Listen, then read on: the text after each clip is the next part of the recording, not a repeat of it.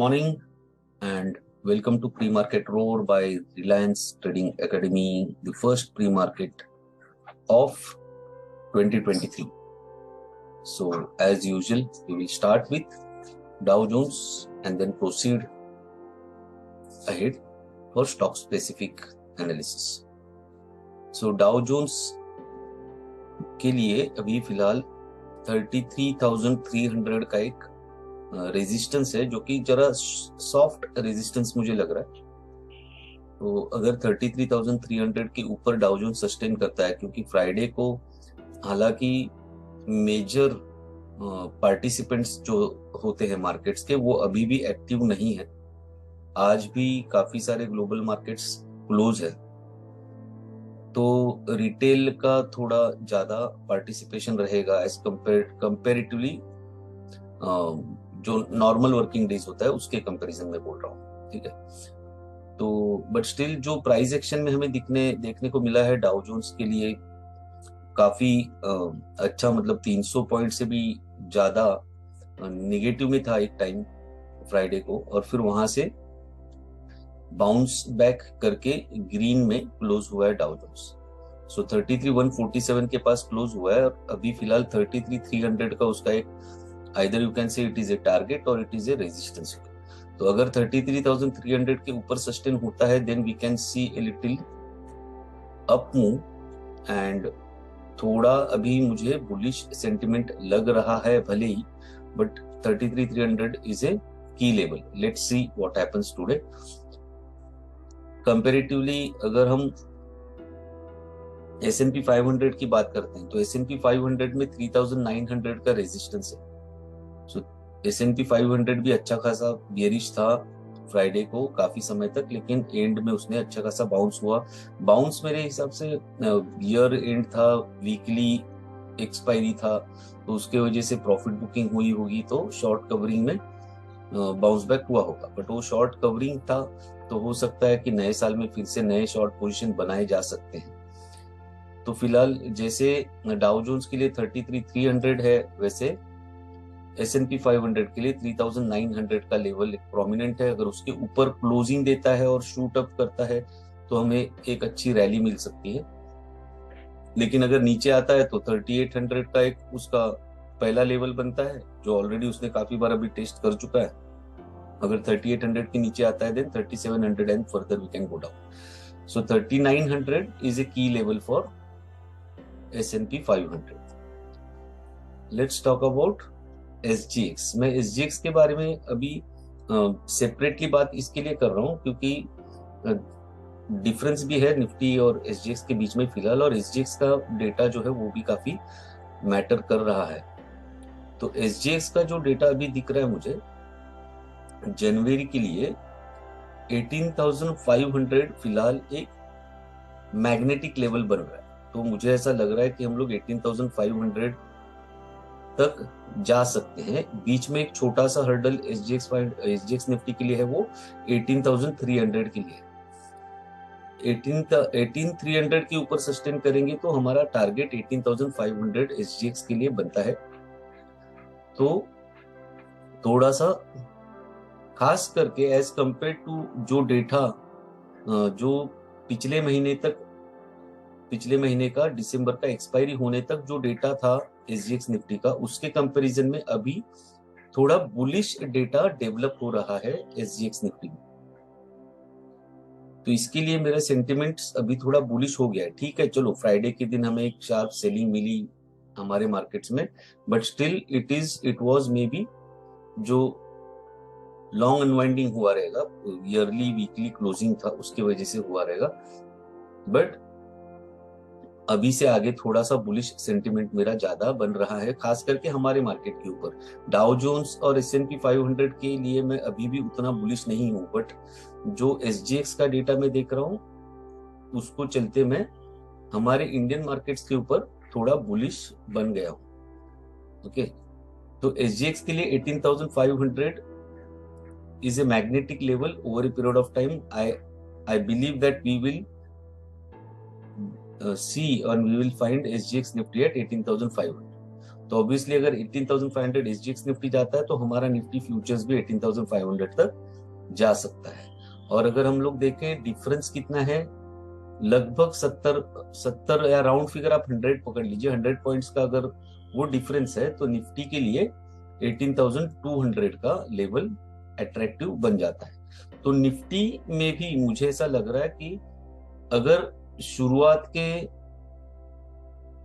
15-20 minute आधे घंटे में जो वोलेटिलिटी होती है वो वोलेटिलिटी थोड़ी कम होने के बाद में वी विल फाइंड दैट 18,200 और 18,100 के नीचे गए तो सबसे जो मेजर सपोर्ट है निफ्टी के लिए वो 18,000 का है। अगर 18,000 के पास एंट्री मिलती है तो निफ्टी में भी हम अच्छा खासा लॉन्ग पोजीशन बना सकते हैं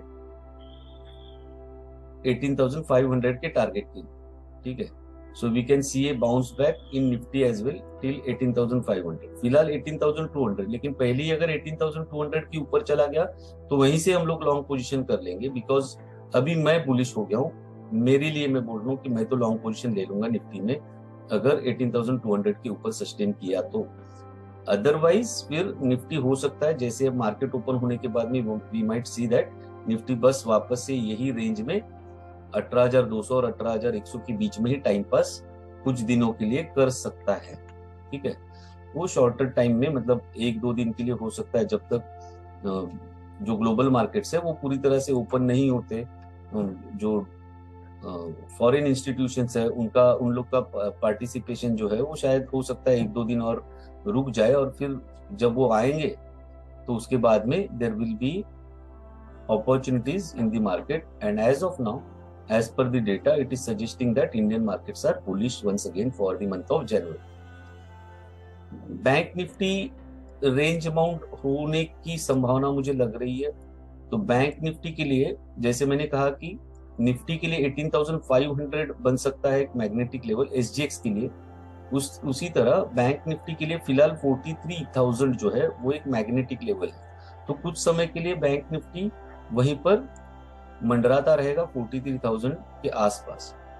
तो लेवल्स कौन से कितने बनते हैं बैंक निफ्टी के लिए? ऊपर का जो लेवल है वो बनता है 43,500 और नीचे की तरफ बनता है 42,650, ठीक है।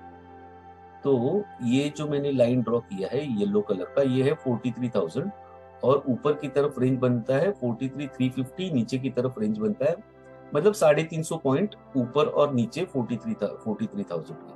उसके ऊपर भी अगर जाएगा तो ऊपर के लेवल पे 43,500 और नीचे के लेवल पे 42,500 का एक सपोर्ट बनता है। तो ये जो रेंज है, इस रेंज में अगर बैंक निफ्टी मिले तो यहां से हम लॉन्ग पोजीशन बना सकते हैं छोटा सा स्टॉप लॉस रख के, और अगर इस रेंज में मिले तो यहां से शॉर्ट पोजीशन बना सकते हैं। तो जैसे टेनिस में जैसे साइड के दो, जो क्या बोलते हैं उसको, जो टेनिस का कोर्ट रहता है उसमें साइड के जो ये रहते हैं ना सिंगल्स के लिए या डबल्स के लिए, तो उसमें जो साइड के दो रेंज रहता है, इस रेंज में हम लोग को एंट्री करने को मिलेगा। तो we can enter short from higher levels and long from lower levels. Okay, so this is about bank nifty. This is the range that I am expecting market and bank nifty to stay for some time. Okay, let's talk stock specific. तो पहला एक बहुत ही अच्छा opportunity मुझे दिख रहा है national aluminium में। दोनों भी जो स्टॉक्स आज मैं बोल रहा हूँ दोनों भी थोड़ा रिस्की है, but still it is worth taking risk, because if it works out risk reward ratio बहुत ही अच्छा है। नेशनल एल्यूमिनियम में मुझे अच्छा खासा लॉन्ग बिल्टअप होता हुआ दिख रहा है। तो 78 और 80 के बीच में, 78 और 80 के बीच में अगर एंट्री मिलती है, लेट्स से 79 पर एंट्री मिलती है, तो 78 के नीचे मैं स्टॉप लॉस रखूंगा। मेरा स्टॉप लॉस रहेगा 77.4 के नीचे, ठीक है। तो 77.4 के नीचे मेरा स्टॉप लॉस रख के मैं इसमें एक लॉन्ग पोजीशन बनाऊंगा। ऑब्वियसली 79 से अगर मैं एंट्री करता हूं तो मेरा पहला टारगेट ₹1 का सिर्फ 80 का होगा, लेकिन उसके बाद में मेरा जो टारगेट है वो ऊपर की लेवल पे 85, और अगर और अपॉर्चुनिटी और डेटा पॉजिटिव हो गया तो ऊपर 90 तक का मेरा सेकेंड टारगेट नेशनल एल्यूमिनियम के लिए बन रहा है। तो इसके ऊपर ध्यान रखेंगे, इसमें रिस्क रिवॉर्ड रेशियो बहुत ही अच्छा फेवरेबल है and this is worth taking, the risk is worth taking. Okay, ऐसा मुझे लग रहा है। दूसरा अपॉर्चुनिटी मुझे बनते हुए दिख रहा है नेशनल एल्यूमिनियम में। तो नेशनल एल्यूमिनियम में, सॉरी, पंजाब नेशनल बैंक में। तो पंजाब नेशनल बैंक का मैं स्मॉलर टाइम फ्रेम्स में आपको लेकर जाना चाहूंगा। 55 के आसपास अगर एंट्री मिलती है तो I will be very happy to take, but if I go into smaller time frames, आप अगर देखोगे तो ये जो हायर लोज बनाया हुआ है, तो अगर मुझे इस बॉक्स में एंट्री कहीं पर भी मिलती है या फिर अगर यहीं से ट्रेंड रिवर्सल आता है, तो मुझे ऐसा लग रहा है कि इनिशियल जो आधे घंटे का वोलेटिलिटी होगा मार्केट में, उसमें हमें 55 के आसपास एंट्री मिल सकती है। तो 55 और या आप कहो कि 54 रुपीज 50 पैसे से लेके 55 रुपीज 50 पैसे के बीच में, इस ₹1 के रेंज में अगर एंट्री मिलती है तो मेरा 53 रुपीज 45 के नीचे मेरा स्टॉप लॉस रहेगा। और ऊपर की तरफ मेरा जो टारगेट है वो पहला टारगेट 60 का बन रहा है और दूसरा टारगेट 65 का बन रहा है। सो ये दोनों, नेशनल एल्यूमिनियम और पंजाब नेशनल बैंक, ये दोनों में भी लॉन्ग अपॉर्चुनिटीज है। बट देखो, मेरा एनालिसिस गलत हो सकता है। I am not a SEBI certified advisor और anything, so you have to consult your certified advisor before taking any decision. Risk is there. I have shared my analysis as per my views, my opinions, whatever how much I understand. Okay, so जितना risk appetite है आपका, उस हिसाब से ही आप उतना ही risk लीजिए, बहुत ज्यादा रिस्क मत लीजिए। So happy new year once again. And आज के लिए प्री मार्केट में इतना ही, फिर मिलेंगे कल के प्री मार्केट रोड में। बहुत बहुत